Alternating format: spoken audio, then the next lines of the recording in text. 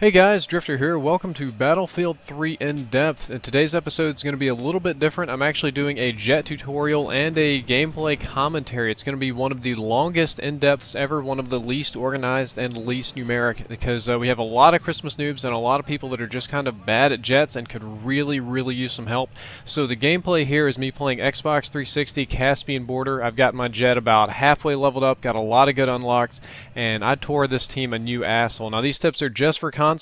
If you try and play this on PC, it's going to feel something like this right here, because on PC people know how to use their anti-aircraft tanks. They have their anti-aircraft tanks leveled all the way up, and enemy jets are a league above console.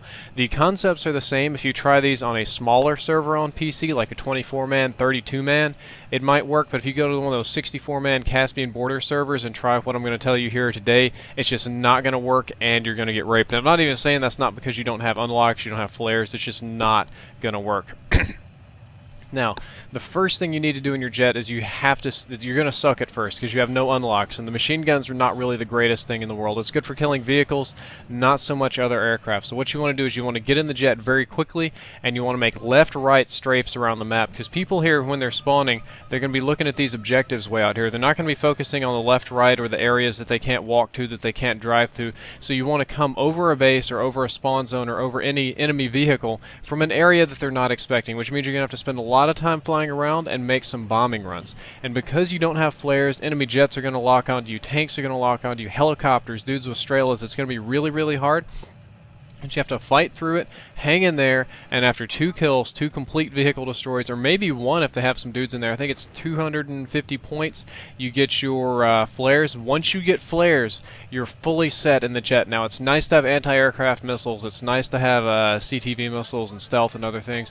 But flares are really your most important attachment. You get them very early. So once you've suffered through your couple of games of dying and having your teammates bitch at you about stealing the jets and things like that, you're going to have flares. And the flares are a little bit complicated. They used to be really easy. They used to be the ultimate anti-aircraft thing, but they tried to rebalance flares and rebalance stealth. Stealth used to make the amount of time that you're spotted and the amount of last shorter, so you stay up in the air radar a little bit less time, and the amount of time that that it takes for the enemy to lock onto you longer. They toned that down a little bit in the most recent patch. See, here I am coming in another strafe, coming in from behind them so the tank can't even see me, not even expecting me. Just tear them up right there. I killed the tank and the engineer that was back there behind the tank repairing it, and I knew that because I had teammates on the ground spotting the tank, telling me what was going on, and I hit from just the right angle. Here it is again, coming in from an angle that's not expected. The tank won't see me, and oh my god, I hit a tree. I hit a tree. That should have killed me. That's another pro tip. Jets and trees and light poles and buildings and bouncing off the ground, none of that works. Here we go, another strafe from an unexpected angle. Never come at tanks and stuff head first. If you come in head first, they're just going to nail you. They're just going to pop you right out of the sky. It's awful feeling. But let's go back to the flares. The flares now, you have to actually time them. There's like a little 3-second window that they, yeah, see, that's another time I should have crashed hitting trees. About a 3-second window that they'll actually deflect anti-aircraft rockets. So it's going to say locking onto, locked. And you have to sit there and wait, and you have to guess when the missile's coming. You have to guess when it's going to hit you, because if you guess wrong, if you deploy too early, you're going to get nailed. If you deploy too late, the missile's already going to be on track, and you're going to get nailed again. So you have to do this just right, get it just right, and you'll block a lot of flares. It's kind of nice sometimes when you're in helicopters and your gunner will also have flares unlocked, but in jets you only get 1 set. This is especially hard when you have multiple people locking onto you, when you have 2 jets on your tail, when a helicopter dude on the ground is locking onto you, when there's a tank with anti-aircraft rockets. One of the best tips that I can tell you when you're playing a good team, not like these dumbos that I'm playing right here, what you got to do is fly really low to the ground. What you're not seeing is when I'm making my passes around, and some of it you'll see here a little bit, I'm flying super low to the ground, because on a level like this with uneven terrains and buildings and trees, when you pass behind something, that breaks up their lock. So all the ground people, which are really the ones I'm worried about, they have a very difficult time locking onto you, and the jets would normally have an easier time locking onto you from up in the air looking down, but that's only if you've been tagged, and they can't spot you that well on the ground if you're just buzzing over their heads like crazy. So A little bit riskier for enemy jets, works way, way better on enemy infantry and stuff. One of the coolest things you can do is you get a team. You have to have a team. Battlefield's all about teamwork. If you get a team that has some anti-aircraft going on, they can just keep the enemy jets busy. You can take them. So here I'm coming from a side swipe right here on the tank. Didn't even see me coming. All you have to do is just go side to side on these big maps, but don't go straight at them. If you go straight at them, straight at the enemy jets, straight at the helicopter, straight at everything, you're going to get worked. But you're super, super fast, so why not use that to your advantage? Fly way outside on this out of bounds, come around from behind them, just line your shots up nice and slow. You'll have plenty of time to pick a target and dive bomb. I'm coming on their spawn here. I don't know if I actually get anything or not, but you can just pick a target as soon as one's tagged and just dive bomb right in there, tear it up. See? Look at that. Coming from really, really far away. Didn't get a kill, but I get a vehicle disable. It's points. It hurts the enemy team. But what I did, I broke a rule. I went straight at an enemy tank, and it nailed me. You see that? That's what happens when you drive straight in. So now I have to try and drive back into the inbound zone so that I don't die. Just made it in. Got to bail out of my jet.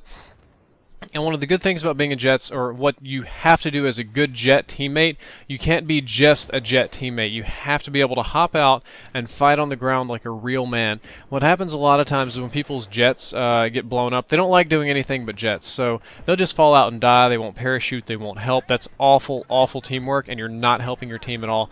As soon as your Jet goes down, land it somewhere inbounds. Hell, crash it into somebody if you want to. All the way down just like that. I took out a fucking tank from the sky. Do you see that? And I got a kill assist. You help your team. You shoot all the way down. Don't be a pansy. Don't suicide and just sit there in the spawn menu and wait for the jets to come back. That's not good teamwork. See, eventually I did die. I got smashed by another tank not too long afterward, and a jet came back, and I hopped right in. But in the meantime, I was able to help my team. I was able to spot things. I was able to get a couple of kill assists that weren't that interesting and take out that tank. If I'd have been a pansy and just smashed into the ground and waited for the enemy, for my jet to respawn, I don't know what would have happened. I don't know how many tanks would have been on the ground. I don't know how many of my teammates would have had to die and would have had to suffer. So you don't be like a little wuss. You have to stay with the game, even if you lost your vehicle. You have to man up and fight out. Here it is again, making another pass. See, this is really easy. This is just really, really easy. I'm just getting a little bit repetitive here. I know it's about 6 minutes into the video, 7 maybe, but it's not rocket science. You have to fly these jets in a very controlled, conservative kind of way, and just make your big passes, like you're dive bombing people back and forth across this map, and you can keep their vehicles punished. I don't know how many times I've been in a tank, and I noticed, hey, my health is dropping, 95, 93, and then as I get closer, all the way down to like 10%, and I got to jump out. Awful feeling. Now, when you're in a dogfight, you don't necessarily want to fly conservatively. When somebody's locking onto you, like I said earlier, you're going to want to stick to the ground, but you have to fly very erratically. Different jets move at different speeds. You have to use that to your advantage. If you're in a faster jet and the enemy's in one of the slower jets, I forget what they're called, like this one here. I think this is one of the slower jets. See, he's using this to his advantage. He is trying to outmaneuver me, but since I'm not stupid and I know that, I'm actually slowing mine down. I can go way faster than this guy. That's not a problem. But I'm just trying to stay nice and slow behind him. See, he's turning really hard again, just trying to slow it down, locking on. He's flying low too, doing exactly what I was trying to tell people to do, but he didn't have flares, and I guess he didn't expect me to lock onto him that fast, or something. Maybe a Christmas noob, I'm not sure. But in jet combat, you have to know your jet. You have to know if you're far away from the enemy, which it helps if you have eyes on the ground spotting. You can fly really far away outside a lock-on range. You can fly very erratically under bridges, through tower, and anywhere that the other guy is not going to follow you. That's where you want to go, and you want to shake him. You're not going to be able to do this Top Gun kind of shit where you just do a backflip and you're going to come down behind the guy, because nobody's that stupid. But if you do something like a barrel roll, now a barrel roll is not just spinning sideways. That's actually an aileron roll, if I remember. That's how we pronounce it. A barrel roll, if you can imagine this, a barrel is just a long cylinder. You're actually going forward and moving up the side of a cylinder, so your whole plane's going in this corkscrew motion. It's not just spinning, but it's actually going up and down in this big cyclical motion, like it's stuck in a spiral of some kind. And you can really do a lot of work with that. That really messes people up. It's a very simple technique. They've used it since World War I with the Red Baron, dogfighting, and all that kind of stuff. And that's most of my jet techniques. The rest of it's all about unlocks. You have to know what you want. I almost always have anti-aircraft missiles, and I have a faster belt speed. That was one of the more fun ones. So that my machine guns shoot faster. They have a higher damage per second. Oh, which does lead me to another useful tip. Sometimes the enemy jet will have triple stealth on and flares, or double stealth and flares. And they're really good. They're really good at dogfighting. When it comes to taking down enemy jets, you even see me most of the time. I'm just going missiles, because missiles are way easier than anything else. That guy flew up too high in the air and he stalled. If you go up too high, you're going to stall. If you go too slow, your landing gear is going to come out and you're going to stall. But they rely way too heavily on missiles, or they'll rely way too heavily on their stealth and flares to keep them safe. When you run into a good enemy pilot that really has their stealth up, that really has their flares going on, they know what they're doing, the thing that you can do to fuck them up worse than anything is just break out your good old trusty machine gun and go at it. Even if you don't kill them, even if you only get a couple of hits on them, it'll really mess them. Well, look at how many points I got here. Look at all those enemies killed.